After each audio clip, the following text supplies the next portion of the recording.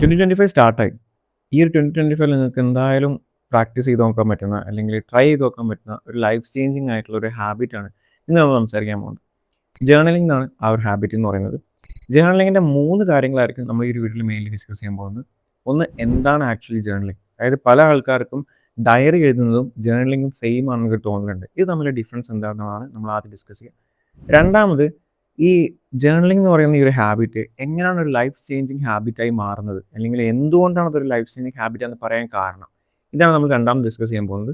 മൂന്നാമത്തത്, ഒരു ജേർണലിംഗ് എഴുതുന്ന സമയത്ത് അതിൽ എന്തൊക്കെ കാര്യങ്ങൾ ഇൻക്ലൂഡഡ് ആയിരിക്കണം? അതായത് ഒരുപാട് ഡിഫറെൻറ്റ് ടൈപ്സ് ഓഫ് ജേർണലിംഗ് ഉണ്ട്. അതിൽ പല ആവശ്യങ്ങൾക്ക് വേണ്ടി പല ജേർണലിംഗ് എഴുതുന്ന ആൾക്കാരുണ്ട്. അപ്പോൾ അതിൽ നമ്മളൊരു ബിഗിനർ ആണെന്നുണ്ടെങ്കിൽ അതിൽ നമ്മൾ ഏത് ടൈപ്പാണ് നമ്മൾ യൂസ് ചെയ്യേണ്ടത്? എന്തൊക്കെയാണ് അതിൽ ശ്രദ്ധിക്കേണ്ടത്? എന്തൊക്കെ ക്വസ്റ്റ്യൻസ് അതിൽ ഉണ്ടായിരിക്കണം? ഇതാണ് നമ്മൾ മൂന്നാമത് ഡിസ്കസ് ചെയ്യാൻ പോകുന്നത്. So without wasting any time, let's begin. എന്താണ് ആക്ച്വലി ജേർണലിംഗ്?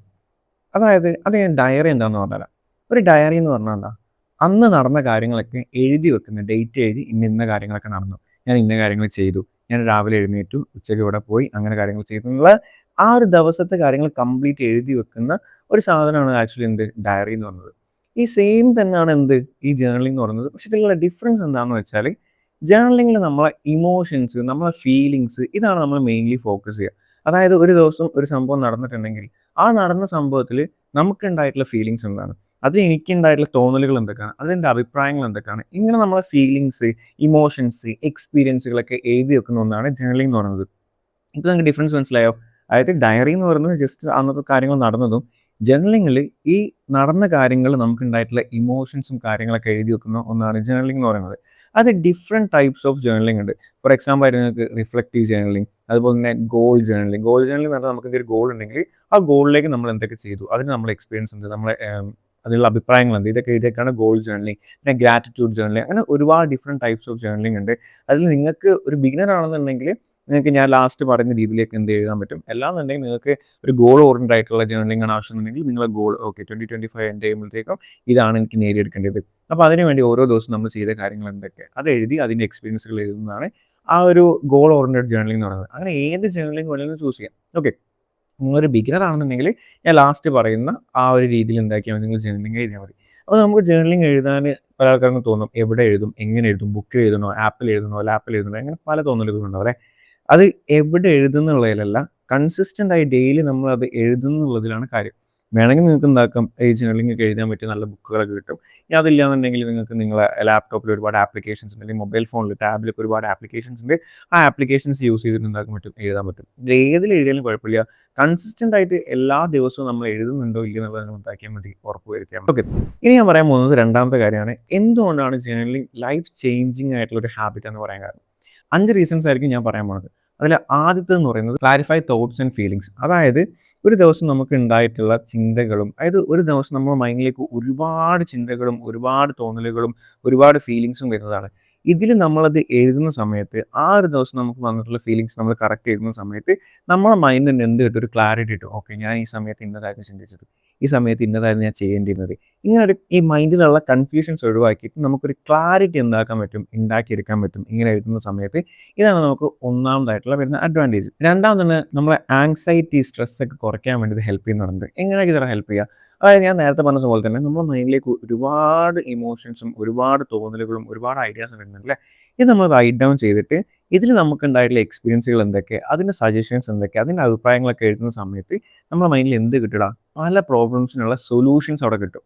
ഓക്കെ, ഇപ്പോൾ എക്സാമ്പിൾ ഇന്നൊരു സംഭവം ഇവിടെ നടന്ന്, ആ നടന്ന സംഭവത്തിൽ നമുക്കുണ്ടായ എക്സ്പീരിയൻസ് എന്ത്, അതിൽ നിങ്ങളുടെ അഭിപ്രായം എന്ത്, അതിങ്ങനെ എഴുതുന്ന സമയത്ത് നിങ്ങളുടെ മൈൻഡിന് ഒരു ക്ലാരിറ്റി കിട്ടും. എന്ത്, ഇതിനുള്ള സൊല്യൂഷൻ ഇങ്ങനെയാണ്, ഇതിന് ഞാൻ ഇങ്ങനെ ചെയ്താൽ മതി. ഇങ്ങനെ എഴുതുന്ന സമയത്ത് നമ്മുടെ മൈൻഡിന് എന്ത് കിട്ടും, അതിന് സൊല്യൂഷൻസ് കിട്ടും. സൊല്യൂഷൻസ് കിട്ടുമ്പോൾ ഓട്ടോമാറ്റിക്കലി നമ്മൾ എന്ത് പറയടാ, സ്ട്രെസ്സും ആങ്സൈറ്റി കുറയില്ലേ. അതിനോടാണ് എന്ത് പറയുന്നത്, ഇത് നല്ല രീതിയിൽ സ്ട്രെസ്സും ആങ്സൈറ്റിയും കുറയ്ക്കാൻ വേണ്ടി നമ്മളെ ഹെൽപ്പ് ചെയ്യുന്നു പറയുന്നത്. മൂന്നാമതായിട്ട് നമ്മളെ സെൽഫ് അവയർനെസ് നല്ല രീതിയിൽ ഇമ്പ്രൂവ് ചെയ്യുന്നുണ്ട്. എങ്ങനെയായിരിക്കും ഇമ്പ്രൂവ് ചെയ്യുക? അതായത് ഒരു ഇൻസിഡൻറ്റ് നമ്മുടെ ലൈഫിൽ ഒരു ദിവസം നടന്നു നോക്കിക്കും, ആ ഇൻസിഡൻറ്റിൻ്റെ എക്സ്പീരിയൻസും അതിലുണ്ടായിട്ടുള്ള തിരിച്ചറിവുകളും കാര്യങ്ങളും നമ്മൾ ആ ഒരു ദിവസം രാത്രി ഇങ്ങനെ എഴുതുന്ന സമയത്ത് നമുക്ക് തന്നെ മനസ്സിലാവും, ഓക്കെ ഞാൻ ഈ ചെയ്തതിൽ ചെറിയ മിസ്റ്റേക്ക് ഉണ്ട്, ഞാൻ ഈ ചെയ്തതിൽ ഇങ്ങനെ കുറച്ച് മാറ്റങ്ങൾ വരുത്താൻ പറ്റും. ഇങ്ങനെ നമ്മളത് സെൽഫായിട്ട് നമ്മളത് മനസ്സിലാക്കി വരുന്ന സമയത്ത് അടുത്തൊരു പ്രാവശ്യം ഇതേ സെയിം സിറ്റുവേഷൻ വരുന്ന സമയത്ത് ഈ ഒരു പ്രോബ്ലം അല്ലെങ്കിൽ ഒരു മിസ്റ്റേക്ക് നമ്മൾ ചെയ്യാൻ ചാൻസ് വളരെ കുറവാണ്. നേരെ പക്ഷേ നിങ്ങൾ ഒന്നും എഴുതുന്നില്ല, അതിനുവേണ്ടി ചിന്തിക്കുന്നില്ല, ഒന്നും ചെയ്യുന്നില്ലാണെങ്കിൽ അടുത്ത പ്രാവശ്യം ചിലപ്പോൾ ആ സെയിം മിസ്റ്റേക്ക് ചെയ്യാൻ ചാൻസ് ഉണ്ട്.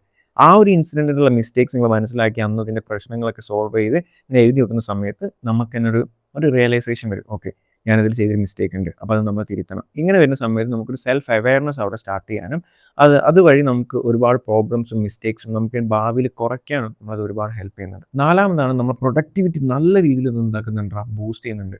അതായത് ആ ഒരു ദിവസം അല്ലെങ്കിൽ നമ്മൾ ചെയ്ത കാര്യങ്ങൾ എന്തൊക്കെയാണോ അതിന് ഇമോഷൻസും ഫീലിങ്സ് എഴുതി വെക്കുന്ന സമയത്ത് നമുക്ക് കറക്റ്റ് പ്രയോറിറ്റൈസ് ചെയ്യാൻ പറ്റും. അതായത് എവിടാണ് ഞാൻ ഒരു ദിവസം ചെയ്തതിൽ എവിടാണ് ഞാൻ കൂടുതൽ ടൈം സ്പെൻഡ് ചെയ്തത്, ഏത് ഭാഗത്താണ് ഞാൻ കൂടുതൽ ടൈം സ്പെൻഡ് ചെയ്യേണ്ടിയിരുന്നത്, അല്ലെങ്കിൽ എന്തായിരുന്നു ഞാൻ കൂടുതലായിട്ട് അന്ന് ചെയ്യേണ്ടത്, അന്ന് ഞാൻ ചെയ്ത ഏറ്റവും വലിയ മിസ്റ്റേക്സ് എന്തൊക്കെ, ഇതൊക്കെ നമ്മൾ മനസ്സിലാക്കി എഴുതി വെക്കുന്ന സമയത്ത് നമുക്ക് അടുത്തൊരു ദിവസം വരുന്ന സമയത്ത് എവിടാണോ നമുക്ക് കറക്റ്റ് ഗ്യാപ്പ് ഉള്ളത് ആ ഗ്യാപ്പിലേക്ക് നമ്മളെ ടൈം ഇൻവെസ്റ്റ് ചെയ്ത് നമുക്കത് നല്ല രീതിയിൽ പ്രൊഡക്റ്റീവായിട്ട് യൂസ് ചെയ്യാൻ പറ്റും. അല്ലെങ്കിൽ കഴിഞ്ഞ ദിവസം ഞാൻ എന്തൊക്കെ മിസ്റ്റേക്സ് ആണ് ചെയ്തത് അത് നമുക്ക് മനസ്സിലായി കഴിഞ്ഞാൽ പിറ്റേ ദിവസം ആ മിസ്റ്റേക്സ് നമുക്ക് ഒഴിവാക്കാൻ പറ്റും.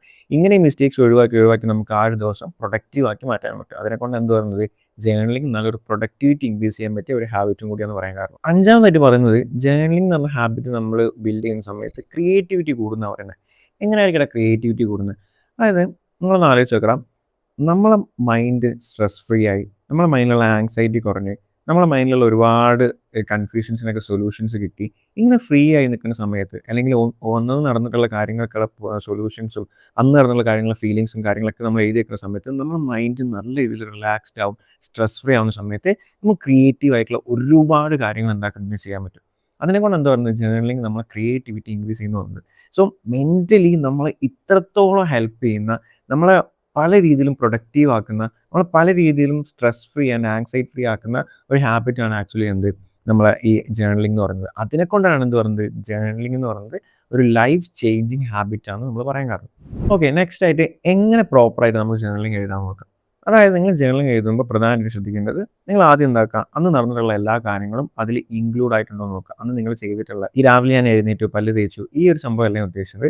അന്ന് നിങ്ങളെ ലൈഫിൽ നടന്നിട്ടുള്ള ഇമ്പോർട്ടൻ്റ് ആയിട്ടുള്ള കാര്യങ്ങളൊക്കെ നിങ്ങൾ എന്താക്കുക, എഴുതിയിട്ടുണ്ടോ എന്നുള്ളത് എന്താക്കുക, ഉറപ്പ് വരുത്തുക. ഇതാണ് നിങ്ങൾ ആദ്യം ചെയ്യേണ്ടത്. അടുത്തതായിട്ട് ഞാൻ പറയാൻ പോകുന്ന 5 ക്വസ്റ്റ്യൻസിനുള്ള ആൻസേഴ്സ് ആ ദിവസം നിങ്ങൾ ചെയ്തിട്ടുണ്ടോ ഇല്ലയോ എന്നുള്ളത് നോക്കുക. അതിൽ ഒന്നാമത്തെ ക്വസ്റ്റ്യൻ, ആ ഒരു ദിവസം നിങ്ങൾ എന്തിനൊക്കെയാണ് ഗ്രേറ്റ്ഫുൾ ആയിട്ടുള്ളത് എന്നുള്ളത് എന്താക്കുക, അതിൽ എഴുതിയിട്ടുണ്ടോ നോക്കുക. അതായത് എന്തിനേക്കാണ് നന്ദി നിങ്ങൾക്ക് തോന്നിയിട്ടുള്ളത്, അല്ലെങ്കിൽ എനിക്കിങ്ങനെ ലൈഫിൽ സംഭവം നടന്നു, ഞാനതിൽ ഒരുപാട് ഗ്രേറ്റ്ഫുൾ ആണ്, എനിക്കതിൽ ഒരുപാട് നന്ദിയുണ്ട്. അങ്ങനെ എന്തെങ്കിലുമൊക്കെ ലൈഫിൽ നടന്ന കാര്യങ്ങളുണ്ടാകും ആ ഒരു ദിവസം, അത് എത്ര ചെറുതോ വലുതോ ആയിക്കോട്ടെ, അങ്ങനെ എന്തെങ്കിലും ഒരു സംഭവം നിങ്ങൾ എഴുതിയിട്ടുള്ള ആ ഒരു ജേർണലിൽ ഉണ്ടോ എന്നുള്ളത് നിങ്ങൾ എന്താക്കുക, ഉറപ്പുവരുത്തുക. രണ്ടാമതായിട്ട് നിങ്ങൾ നോക്കേണ്ടത്, നിങ്ങൾ അന്ന് ചെയ്തിട്ടുള്ള നല്ല കാര്യങ്ങൾ എന്താക്കുക, അതിൽ വന്നിട്ടുണ്ടെങ്കിൽ നോക്കുക. അതായത് ചിലപ്പോൾ ഒരാളെ കൈ പിടിച്ച് റോഡ് ക്രോസ് ചെയ്തായിരിക്കാം, അല്ലെങ്കിൽ എനിക്ക് ചെറിയ കുട്ടി നമ്മൾ ഓഫീസിൽ ആർക്കെങ്കിലും ഒരു ചോക്ലേറ്റ് വാങ്ങി കൊടുത്താക്കാം, എന്തോ ആയിക്കോട്ടെ, നിങ്ങൾ അന്ന് ചെയ്തിട്ടുള്ള നല്ല കാര്യങ്ങൾ എന്തൊക്കെയുണ്ടോ അത് ആ ഒരു ജേർണലിൽ ഉണ്ടോ ഇല്ലയോ എന്നുള്ളത് നിങ്ങൾ എന്താക്കുക, ഉറപ്പുവരുത്തുക. മൂന്നാമത്തെ ഇമ്പോർട്ടൻ്റ് ആയിട്ടുള്ള കാര്യം എന്താണെന്ന് വെച്ചാൽ, നിങ്ങൾ ഡ്രീമിന് വേണ്ടി, നിങ്ങൾ ഡ്രീം ഫുൾഫിൽ ചെയ്യാൻ വേണ്ടി നിങ്ങൾ അന്ന് ചെയ്ത കാര്യം എന്ത്, അത് എത്ര ചെറുതോ എത്ര വലുതോ, ഭാവിയിൽ നിങ്ങൾക്ക് ചെയ്യാൻ പോകുന്ന കാര്യത്തിന് അത് റിലേറ്റഡ് ആയിട്ടുള്ള ഒരു യൂട്യൂബ് വീഡിയോ നിങ്ങൾ കണ്ടിട്ട് ഒരു പുതിയൊരു അറിവ് നിങ്ങൾ എടുത്തോ, അതും നിങ്ങളുടെ ഡ്രീമിലേക്ക് നിങ്ങൾ അച്ചീവ് വേണ്ടി ചെയ്തൊരു ടാസ്ക്കാണ്. അങ്ങനെ എന്തോ ആയിക്കോട്ടെ, നിങ്ങളുടെ ഡ്രീം ഫുൾഫിൽ ചെയ്യാൻ വേണ്ടി നിങ്ങൾ അന്ന് എടുത്തിട്ടുള്ള സ്റ്റെപ്പ് എന്ത്, അത് നിങ്ങൾ എന്താക്കുക, ആ ജേർണലിൽ ഉണ്ടോ ഇല്ലയോ എന്ന് എന്താക്കുക, ഉറപ്പുവരും. നാലാമതായിട്ട് ആ ഒരു ദിവസം നിങ്ങളുടെ മൈൻഡിനും നിങ്ങളുടെ ബോഡിക്കും വേണ്ടി നിങ്ങൾ എന്ത് ചെയ്തു, അതും നിങ്ങൾ എന്താക്കുക, അതിലുണ്ടോ എന്നുള്ള ഉറപ്പുവരുത്തുക. ആൻഡ് ഫൈനലി അഞ്ചാമതായിട്ട്, നിങ്ങൾ അന്ന് എടുത്തിട്ടുള്ള ഏറ്റവും നല്ല ഫൈനാൻഷ്യൽ ഡിസിഷൻ, ഏറ്റവും മോശം ഫൈനാൻഷ്യൽ ഡിസിഷൻ, ഇത് രണ്ടും എന്താക്കുക, അതിലുണ്ടോ എന്നുള്ള ഉറപ്പുവരുത്തുക. ഈ ജേർണലിൽ ഈ 5 കാര്യങ്ങൾ ഉണ്ടോ എന്നുള്ള ഉറപ്പുവരുത്തി കഴിഞ്ഞാൽ മെൻ്റലി, ഫിസിക്കലി, ഫൈനാൻഷ്യലി എല്ലാ രീതിയിലും ആ ഒരു ദിവസം നമ്മൾ ചെയ്തിട്ടുള്ള ഗുഡ് ആൻഡ് ബാഡ് ആയിട്ടുള്ള കാര്യങ്ങളൊക്കെ ആ ഒരു ജേർണലിൽ വന്നത് നിങ്ങൾക്ക് ഉറപ്പിക്കാൻ പറ്റും. ഈ 5 ക്വസ്റ്റ്യൻ വരുന്ന സമയത്ത് നമ്മളെ മെൻ്റൽ, നമ്മളെ ഫിസിക്കൽ, നമ്മളെ ഡ്രീം, ഇത് എല്ലാത്തിനും വേണ്ടിയിട്ട് നമ്മൾ എഴുതുന്ന ഒരു ജേർണൽ പോലെ അത് മാറി. അപ്പോൾ ഒരു ബിഗിനേഴ്സിന് എഴുതാൻ പറ്റിയിട്ടുള്ള ഒരു ബെസ്റ്റ് ആയിട്ടുള്ള ഒരു മെത്തേഡാണ് ഞാനിപ്പോൾ പറഞ്ഞിട്ടുള്ളത്. അപ്പോൾ ഈ ഒരു രീതിയിൽ എന്താക്കുക, നിങ്ങൾ ജേർണലിംഗ് എഴുതിയിട്ട് തുടങ്ങി വെക്കാം. ഓക്കെ, സോ ഈ ഒരു ഹാബിറ്റ് 2025 നിങ്ങൾ എന്തായാലും സ്റ്റാർട്ട് ചെയ്യുമെന്ന് ഞാൻ പ്രതീക്ഷിക്കുകയാണ്. ഇതിനെപ്പറ്റി എന്തെങ്കിലും അഭിപ്രായങ്ങളോ സംശയങ്ങളോ ഉണ്ടെങ്കിൽ താഴത്ത് എന്താക്കുക, ഒന്ന് കമൻറ്റ് ചെയ്യുക. അപ്പോൾ നമുക്ക് മറ്റൊരു ഇൻട്രസ്റ്റിംഗ് വീഡിയോ ആയിട്ട് വീണ്ടും കാണാം. അതുവരെ ബൈ.